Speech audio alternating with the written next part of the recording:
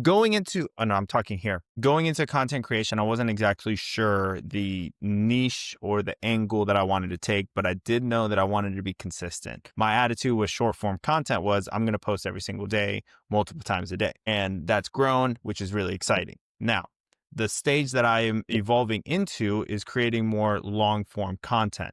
And this long form content is really designed to be conversational. And I think Twitch streaming or live streaming or live engagement is the angle that I want to take because I feel like that's where my strengths will be found. So I went for a run today. It was cool. This is one of the little bowls that we have in the Airbnb. I don't know if I like making content post 5 p.m. Something I'm thinking about is making the content in the morning. And when I make the content in the morning, then through the day, I can post it, I can snip it, or better yet, what I was thinking is like coffee chats in the morning, where it's like 30 minutes, I go live and it's recorded, and then I post it on my YouTube channel every single day. So like now I have the discipline.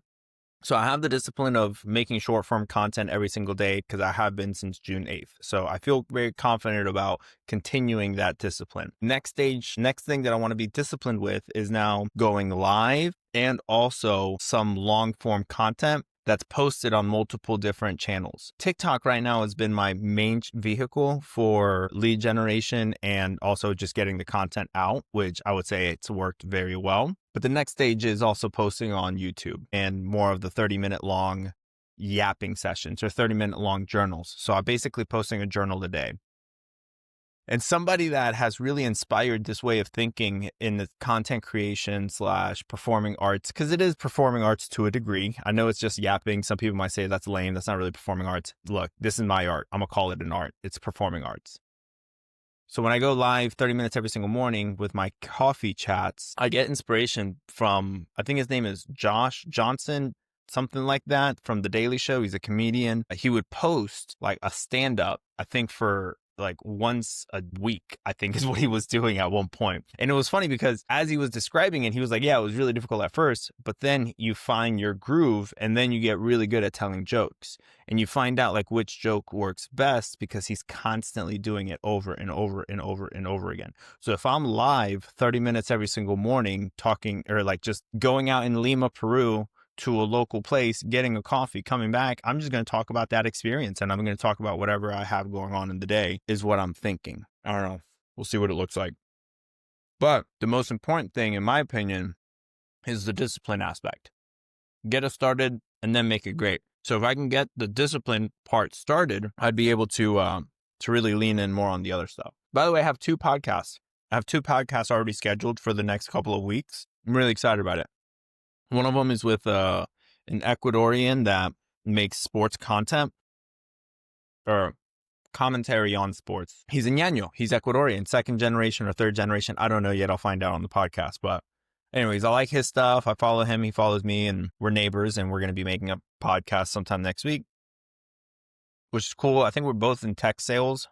So we might be talking about that as well. And then the other one is with a gentleman named Appa. Appa reads books, I think is his name on TikTok and YouTube. I really like his content. I really like his plan that he has for content creation. So that's going to be really fun. I'm looking forward to it. There's another gentleman, I can't remember his name. He goes on TikTok, or no, he goes live on Twitch, I think 2 or 3 times a week, and it's at a scheduled time, and he's got a specific flow, a specific cadence, and I think it's really freaking cool. I know that live streaming is the direction that I want to go because I feel like that's where I'm most natural. I think the long form content of making it look good, making it look pretty, yada, yada, yada, is a hurdle that I can certainly jump and learn about. But I think for right now, when I think of my expression of art, I think going live, Twitch streaming, live TikTok streaming is the next progression because it was quick short-term journals. Now it's going to go into 30-minute long journals.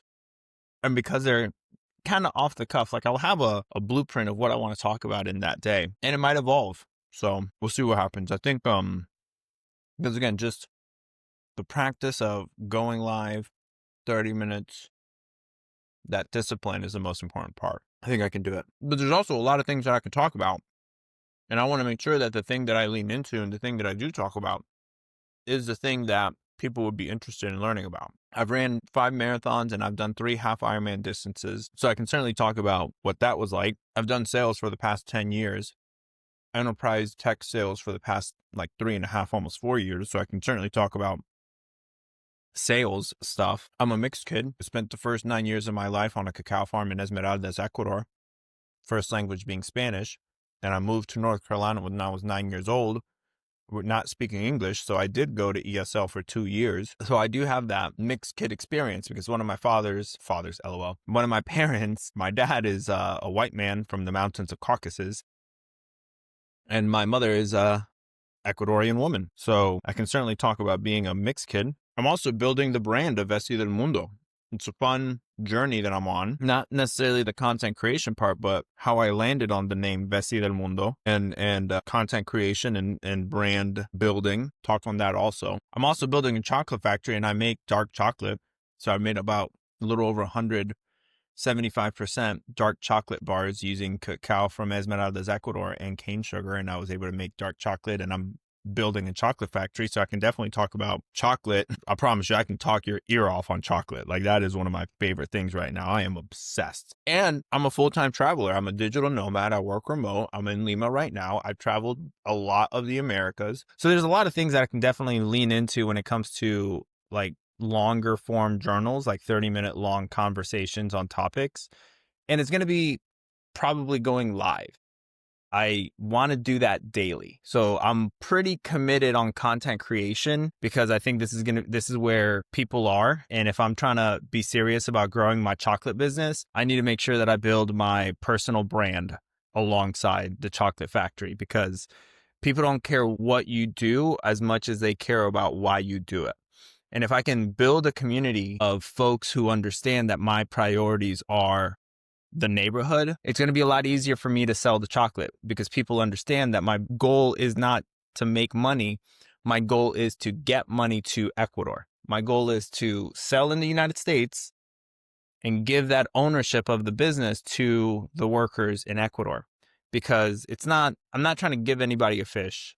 At this point, I'm not even trying to teach people how to fish. At this point, I'm trying to give them ownership of the fishing business so that they can go to the bank and take a loan out to go and buy their own boat is the attitude that I have. Like I want them to own a percentage of the business because I know I can sell. And I've made tech companies millions of dollars over my time working within the tech space. And I'm at the stage where if I'm going to sell something, I want to have ownership of what that thing is. And if I can build the chocolate factory, I know I can sell the products. That's not a question. So anyways, that's where I'm at, creating content, getting people's attention so that later I can sell chocolate.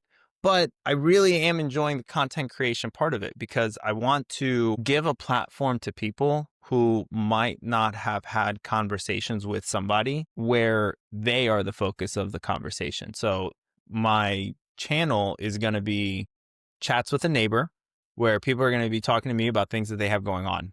Like if someone's a runner, they can talk to me about their running journey. If somebody is, opening up a business, or if somebody is a lawyer, or somebody is an accountant, or somebody is whatever it is that they love doing, I want to give them a platform for them to talk about the thing that they love doing. So that's the path that I am taking with my content creation journey. So the YouTube channel is Chats with a Neighbor. Substack is the other part. So now that I kind of went over what I plan on talking about in my 30-minute live sessions every single day, I will eventually need to get them scheduled at a certain time. That way people know when I'm going to go live and when I'm going to be chatting and journaling live. So I might even call it Journal with Veci. I don't know yet, but I don't know the title and the name that I want to build. Council of Andrew. What's up? I'm a Drew. Welcome. Substack is what I'm also talking about. So Substack is, I think, the platform that I'm going to mainly use for subscribers and subscriptions and sending gifts to people. I think a easy lift of gifts that makes sense for me would be postcards and sending it to people. Now, whether or not they get to people's houses, I have no idea. I'm going to be sending these postcards from like Lima. I'm going to be sending these postcards from like wherever I find myself in the world. So I can't guarantee that the postcards are going to get there, but I will at least commit to writing 20 I'm going to commit to writing at least 20 postcards on a monthly basis. And if people are like a paid subscriber to my Substack, I will send them a postcard as a thank you every single month, is what I'm thinking. That's what I'm thinking. I don't know exactly how it's going to look or how it's going to make sense, but that's at least the idea that I have. Another thing I'm thinking about is digital products. What's up, Joy? Digital products like a virtual postcard might be a great way for me to give people an opportunity to support the channel, because I have had people send me money, which is really cool. Like I've had people like reach out saying, hey, I love what you do. I love your channel. I love what's going on. How can I support? And they've just been sending me money, which is cool. And I want to kind of focus that energy to something that I give them. So if it's a postcard, like, hey, if you subscribe to my Substack as a paid subscriber, I'll send you a monthly postcard of my trips of where I am. I think that's cool. I think that's cute. I think that's in line with being a digital nomad / a virtual neighbor.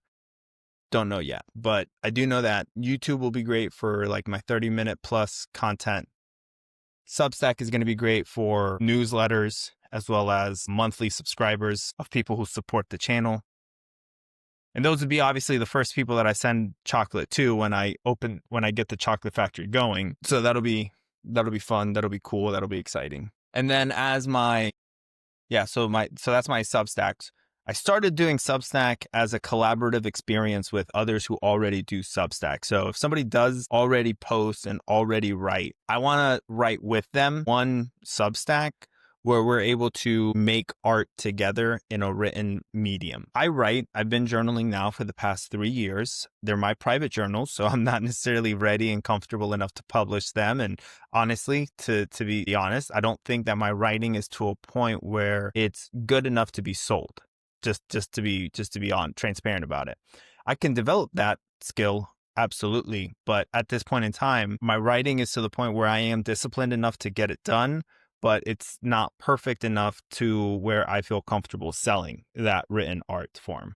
But through the help of the neighborhood, I can work with my neighbors who already have been writing in a public form for many years, and I can work with them. Hopefully their knowledge and their experience rubs off on me. What I've done already, I believe I've posted 3 or 4 Substacks with other people. And on these Substacks, it was very much whatever it is that they wanted to talk about, they can post it on my Substack and then I can promote it. And we can do a collaborative art piece where we're both working on a topic together and we're writing about it and thinking about it and making comments on it and working together to pick it apart and put it back together. And then we would publish it.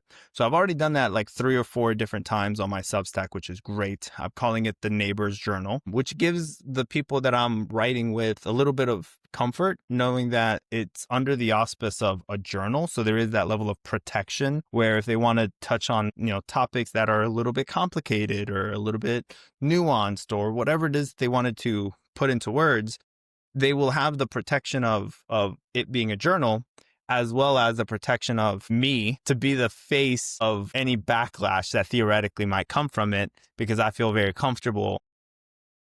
I have the gift of gab. So I feel very comfortable if people come after a person I'm writing with, I feel comfortable taking that attack and moving and doing stuff like that with the conversations, if it gets to that point.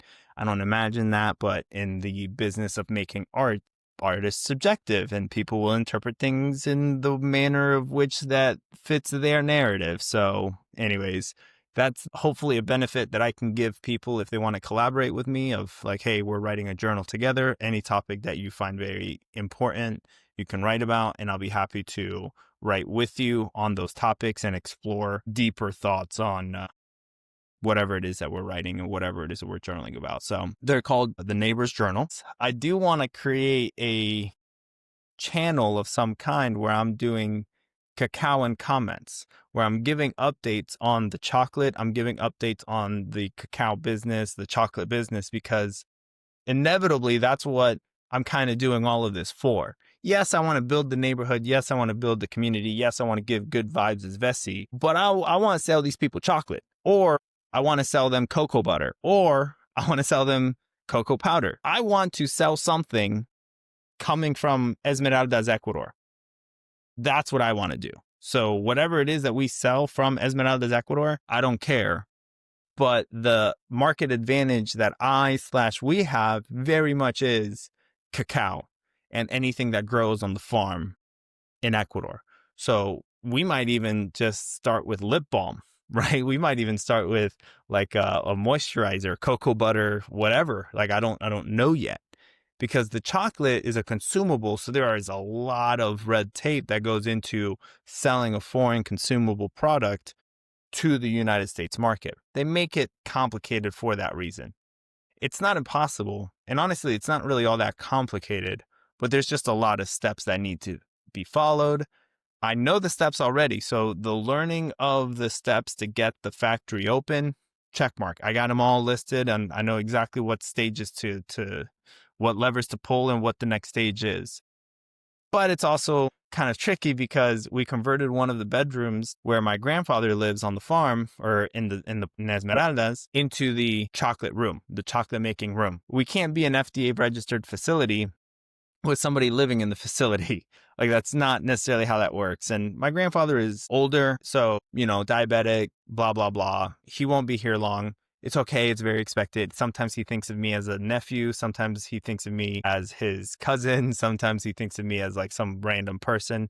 He's always been cariñoso. He's always been sweet to me every time I see him and talk to him. He knows I'm a loved one, but he can't quite remember exactly why he loves me, but it's fine. So anyway, so when he's not here any longer, my mom and I have the plan to convert the whole floor into the chocolate factory when he's gone. So that might be in a week. That might be in a year. That might be in 10 years. But that is the attitude for that. So anyways, I'm gonna cut this call short because my mom is calling and I love my mom and I will always answer. So thank you for joining my first 30-minute chat.